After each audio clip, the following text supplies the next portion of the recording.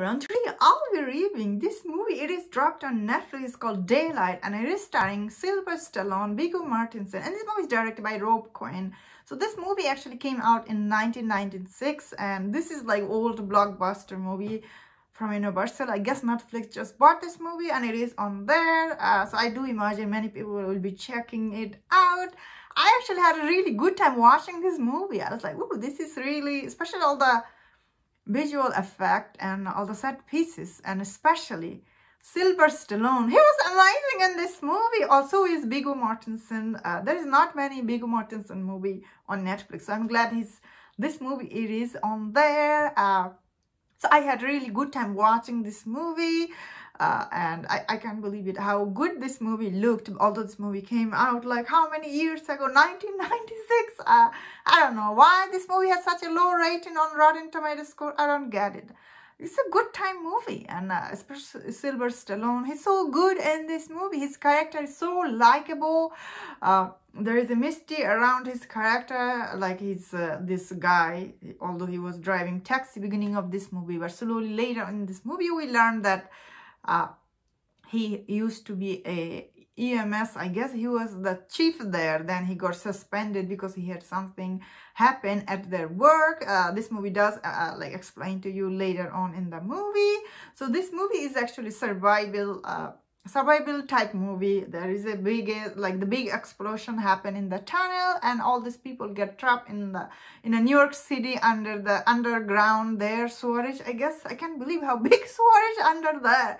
That's very shocking. I guess I've been to New York only one time, so I don't know how their road or things are. That means when I was watching this movie, I was thinking really giant sewerage out there underneath the city. So that's pretty awesome, I guess. That means I thought this movie set pieces looks really good. So all these people who is trapped under the tunnel, you do spend most of your time with them, and some of these people are very interesting. I found them. There is one family, one lady, this Madeline lady who played by, oh, I forgot her name. She's really good in this movie. This movie starts with her. She's like, she's living in this apartment. There is like cockroaches everywhere. There's a rat in her drawer. Later we learned she's actually flat broke in this movie. So I was like, oh, that makes sense. She's a writer and she's flat broke.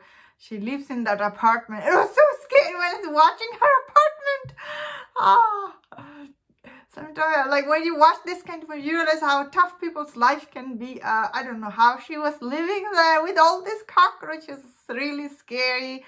Anyway, she was really good in this movie, Madeline. I really like in this movie. Like this movie doesn't throw you like, oh, like the lead actor Sylvester Stallone and Madeline, they fall in love. No, this movie does not show that. I really like that about this movie, I guess.